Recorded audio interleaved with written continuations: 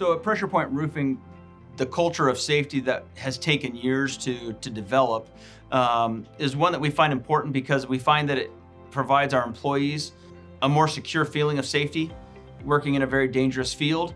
It's not a job that you can take lightly because it can happen that fast where you're on the ground. I've been roofing since I was 15 years old, and some of the safety things we did when I was 15 years old would not have qualified as safety. But the culture is completely different than what it used to be. It used to be you did what you had to do to get the job done, even if it was just tying an air hose around your ankle and your buddy lowering you down to get the job done. Fortunately, in today's world, the safety equipment has gotten to be a lot better. It's gotten to be a lot easier to use. It's a lot lighter. It's not as cumbersome. There's more options to choose from. And so really getting our employees to buy in on safety has been beneficial for our company in that we have very, very low modification ratings with our workman's comp policies because we don't have very many injuries, knock on wood. So we have found that it's improved just the overall how long guys can keep working, how long the crews can keep working and how long the employees can stay doing what they do because they don't have the injuries that used to be so dominant in the roofing industry.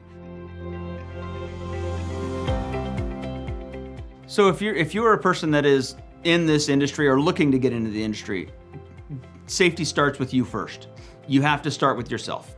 So if you are working with a company that hasn't embraced a safety culture, hasn't taken the steps to really get into this, take the steps yourself first. Show that initiative. Show that you can wear a harness, show that you can wear a rope and harness, that you can perform the job just as well as anybody else. That is where it starts. You have to do it yourself. If you get to a job site and you see the ladder's not tied off, grab a rope out of the truck, climb up there, tie it off.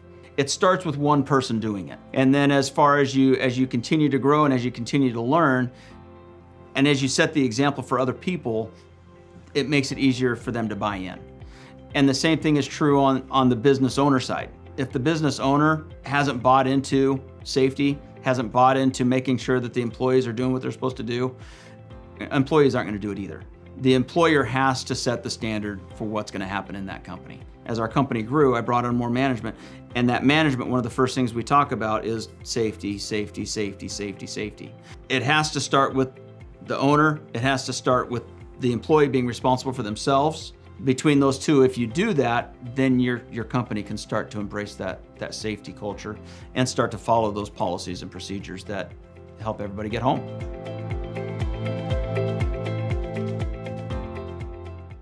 So in order to get where Pressure Point is today as far as our safety program has taken years to get to.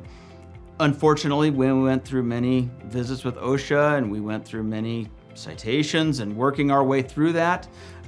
It wasn't because we didn't want to be compliant. It's just, again, teaching employees and getting employees to buy into that culture of safety takes a long time. And again, when you're working with employees that are on average 18 to 30 years old, they just got out of high school. They don't want to be told what to do a lot of times. And they feel safe working on a roof. They feel safe walking around. They don't feel like they're going to fall off. It just takes time and it takes a constant effort to get your company to be safety conscious and not only safety conscious and following the OSHA rules, but looking for ways to improve on what the rule is.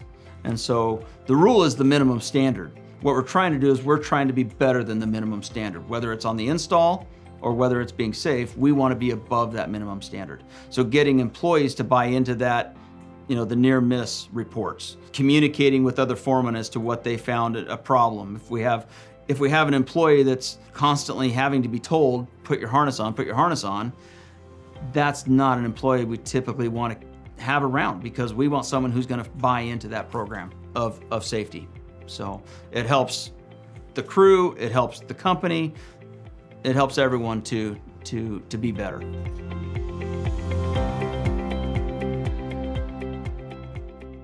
So in order to follow up on the safety procedures to make sure that they're being done, you have to basically enforce them. You have to go out to the job sites. You have to check in on the employees to make sure that everybody is doing what they're supposed to do. You have to have a penalty phase, basically. If they're not following the rules, aside from OSHA's enforcement policies, you have to have your own enforcement policies within the company, and you have to follow them, because if you don't, everybody's gonna know that it doesn't matter. So you have to have an enforcement policy in place. And the way we do our enforcement policy is it's a graduated. First time it's a verbal, second time it's written, third time it's written with possible suspension. And depending on the severity of the infraction, it could be termination with the first time we see it. You have to have an enforcement team in your company to be able to follow up on those procedures to make sure that everybody is doing the minimum that's required. But I think that's where the enforcement and that trust, knowing that something will happen if somebody's not following the procedures, but then also knowing that they can tell us something without getting in trouble, is helpful in getting them to share more of what they see out in the field. So as far as the industry, it has been beneficial in that it's opened up careers for people rather than just roofing for a little while. There's not too many people that I know that are a little older that didn't say they at least tried roofing once. I did it for a little while. I did it for a summer. Well, now you have it as a legitimate trade that people are staying in for years because of the safety improvements and the buying into the safety. I know the steel industry, the steel workers and things like that have always been real big on safety because of the weight and because of things working above their head all the time. Roofing has always been a little bit different because we are typically above that and we're not worried about things falling on us. The only thing we have to worry about is falling off. But with the culture of safety and with the regulations came first before the buy-in happened. It just did. And it's taken a while to get employees to buy in to the purpose of safety and why we feel it's so important. And as an owner, I take a lot of pride in knowing that my employees are buying into that culture of safety. They are taking the time to set up the fall protection. They are taking the time to check their ropes and harnesses, and they are talking to each other and saying, hey, I need you to put your harness on. I need you to put your rope on, because I don't want to have to call your wife and kids and say, Joey fell off the roof today. I'm sorry, but he's paralyzed. I never want to get that call. And so the fact that we have a multitude of options as far as safety for people to choose from and for our employees to use, to train, to teach, and help others enables us to get more employees and enables us to get employees that are committed to safety and committed to doing a good job and providing a service to the public that not many people do. And so roofing is a very difficult trade to work in. It's hot, it's dirty, but you can look back and say, I did that job and take a lot of pride in it. Our employees are doing a good job, they're installing the roofs properly, they're doing it correctly, and they're going home and they're coming back the next morning to do it again.